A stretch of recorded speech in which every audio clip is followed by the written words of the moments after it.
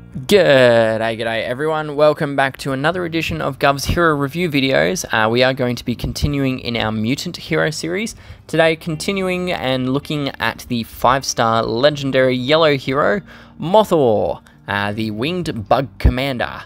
So Mothorr is available from the Mutant Mayhem portal, which rolls around once every 16 weeks. It is on a rotation with the 3 other challenge events on a monthly lineup. So taking a quick look at that portal, so we can see there is a 1% chance to get either of the featured heroes and a 0.6% chance to get one of the non-featured heroes. So putting that in perspective, if you did 100 summons in this portal, you would have a 63% chance of getting either of the featured heroes and a 45% chance of getting any of the unfeatured heroes. So those odds do drop away substantially if you're targeting a specific hero, particularly a specific non-featured hero. The Mutant Mayhem is the newest of the challenge events. It was added years and years after the original 3. Theoretically, there is one more yet to come because we still don't have a blue reflect event, but nobody really knows if this is going to come, if it's ever going to happen, and if it does happen, nobody knows when it's going to happen. So yeah, Mothorr was added with the original instance of the Mutant Mayhem Challenge event. That came around in October 2022. The family in the portal, it's been expanded a couple times since then. First in March 2023, then again in September 2023, and most recently in January 2024. I'm going to flip over to my roster and we can take a look at his artwork because I was fortunate enough to win the first edition of the Mutant Mayhem in all 3 difficulties, which granted me Mothorr as the reward for Epic. So this is his artwork. We got the Bug Commander kind of vibes going on. Some green goo, I guess, showing there. He's got like the praying mantis sort of things coming out of him, as well as the wings, and I don't know, that's about all. So that's his artwork. Check it out if you wish. Yeah, pause it if you so choose. So being a member of the mutant family, Mothorr does have the chance, 10% chance whenever he uses this special skill, to also cast the natural selection effect. So this will do one of 3 things when triggered, and it's random which one is chosen. So option 1 is it will apply, or it could apply, an attack buff of plus 140 attack and an accuracy buff of plus 44% accuracy to all allies for 3 turns each. Option 2 is the application of a debuff shield to all allies, making them immune to new status ailments for the 3 turns. And option 3 is the application of a DOT reversal buff to all allies for 3 turns, which will heal them for the equivalent of any DOT or damage over time that they were meant to take during those 3 turns. So a little bit confusing, even more so in the battlefield, because you can't really tell which one has applied until the animation is finished and you actually see the buffs on them. Option 2 is probably the best, option 3 probably the most niche, but yeah, pretty good all the same for all of them. There is a stat bonus as well that the mutant or mutant goon members gain when they have multiple unique members on a battlefield. So you can gain a plus 2, 4, 6 or 8% attack and defense bonus if you have 2, 3, 4 or 5 unique members of the mutant family in a battle. So notably, they do have to be unique. It can't be 2 copies of Mothorr. It's got to be like Mothorr and Mallet or Mothorr and Iona, for example. The natural selection, though, doesn't need multiple heroes. It can just be Moth in the battle. In terms of his personal stats, Mothorr comes in with 726 attack, 726 defense, and 1454 HP. So this is pretty much as straight up the middle of the road as you can possibly get. He's got even attack, even defense, and his HP is basically doubling of his defense and his attack stats. So very, very balanced. His charge speed is set to 39, which is slow speed. This requires 12 tiles to charge, or 6 ghosted tiles. It can be speed broken, which needs a plus 4. So this can be done using either the plus 7 Triss Vector or the plus 6 Ragnarok Vantage weapons. So either of those is quite possible in order to do the single speed break. A double speed break needs +11, which cannot actually be achieved currently in the game. If there was a +9 speed gun combined with the 4% class node, it would be possible, but yellow doesn't actually have a +9 speed weapon. The best we've got is the +7 Tris Vector. So yeah, the class node is somewhat relevant, maybe down the track, but for now, it really isn't relevant. Class-wise, he is a member of the support class, so this grants him the chance to withstand negative status effects and charge drain effects. It is a pretty decent perk, particularly when it gives you that chance to withstand charge cutting effects, such as from Dragon Fist or Attk. It's kind of like the inverse of the recon talent. You take the damage but resist the ailments, as opposed to evading the damage and taking the ailments. So yeah. Generally speaking, in terms of emblems, I probably wouldn't commit many, if any, to Mothorr. We'll get into that a little bit later on in this review, but yeah, if you do have to assign emblems to him, I'd probably go a HP and defense route in order to boost his overall minion bulkiness. So what that might look like, it's similar to what I've done here on Booster, where we are picking up HP as a priority and defense as a secondary. So we can see we're following the route which gets us the most HP nodes.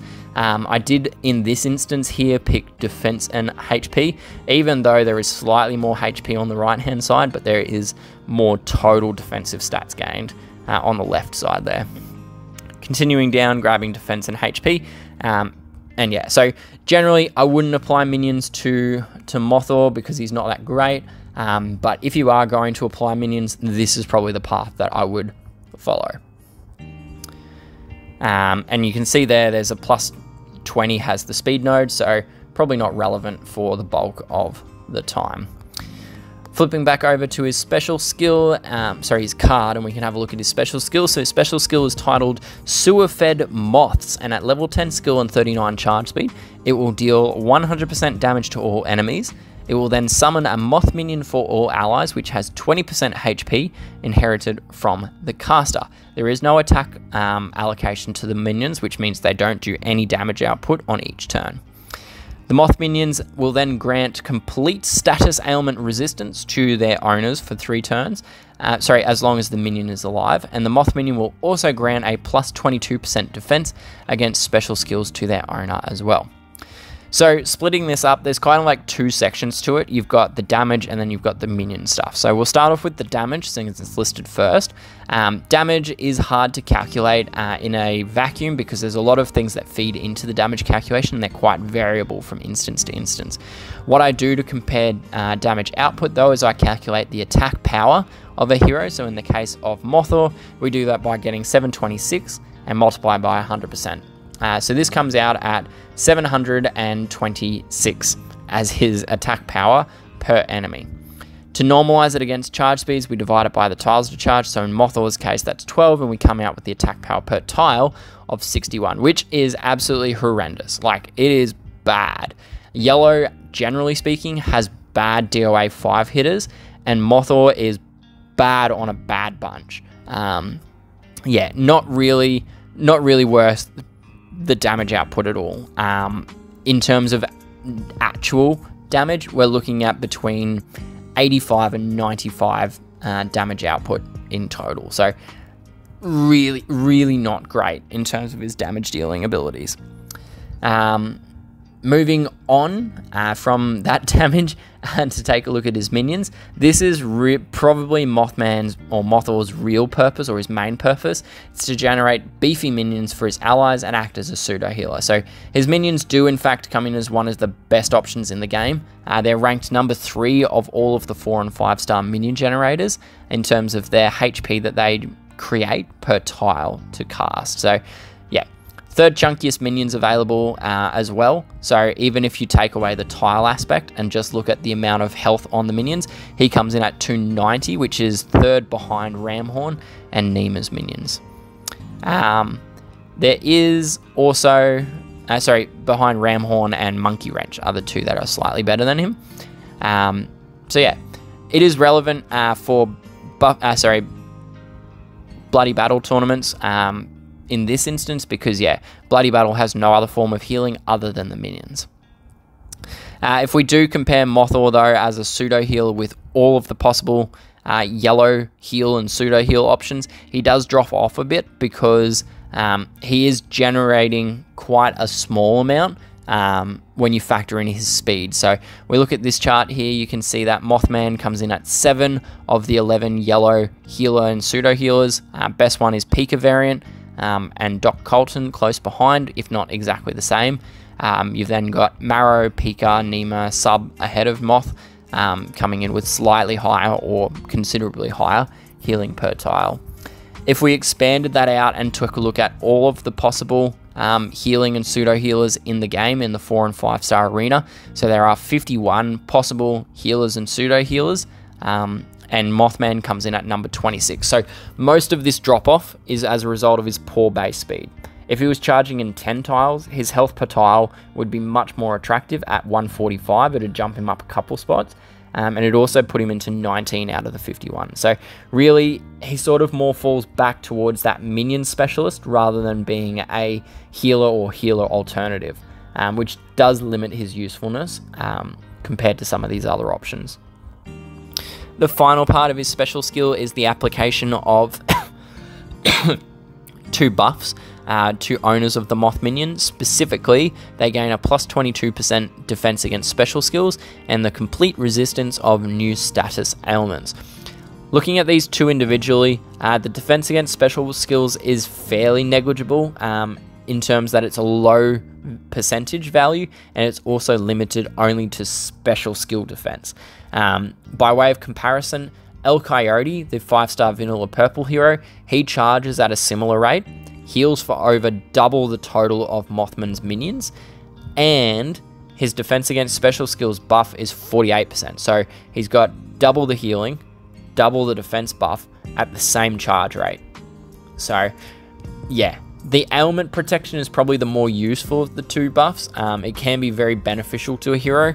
Unfortunately, both of these buffs are tied to the existence of the Moth, which means that when the Moth is gone, or the Moth Minion's gone, so are the buffs. So I haven't exhaustively tested this. I do sort of probably need to put a little bit more effort into it, but typically the way PuzzleCombat and Empires and Puzzles work is they work in a sequential logic order, which means that each line of a hero's special skill is calculated and processed one after the next after the next. So in the case of most heroes, what they do is they do damage first, ailment second, which means in the case of Mothorr, if the enemy hero has that damage and DOT ailment as an example in 1 and 2 slots, if they destroy the Moth with line 1, the damage, the minion's now not actually present for the application of line 2.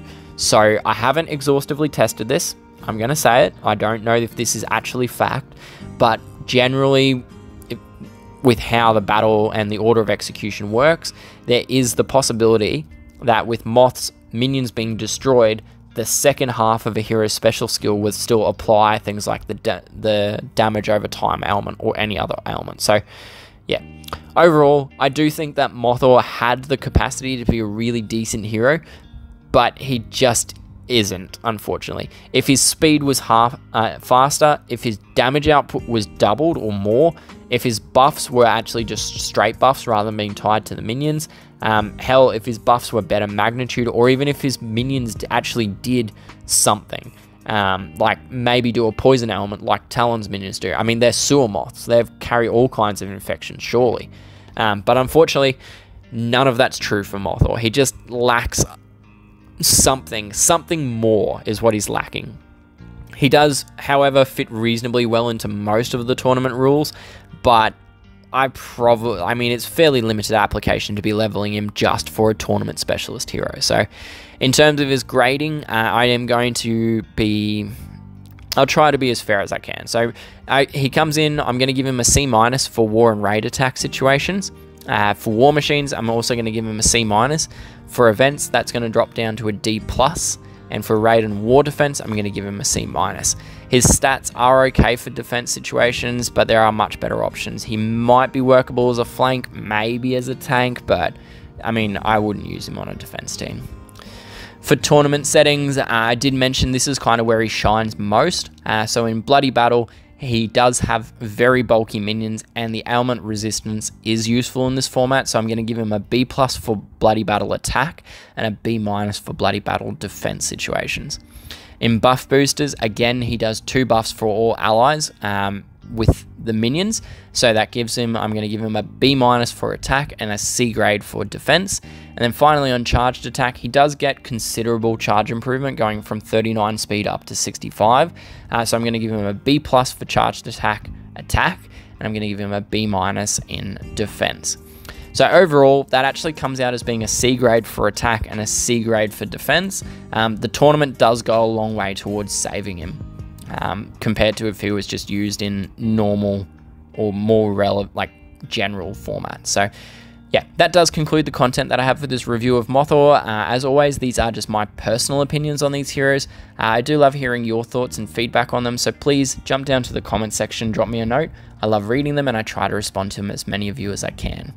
If you did enjoy the video and found it to be useful, please like the video, subscribe to my channel. There's heaps more stuff like this floating around, but most importantly, share the video around to your ally mates, because if it was useful for you, chances are it's also going to be useful to the people you play with as well. Thank you once again for tuning in and joining me for this review. I do hope that I will see you again soon, but until then, please stay safe, good luck, and happy gaming. Cheers, bye!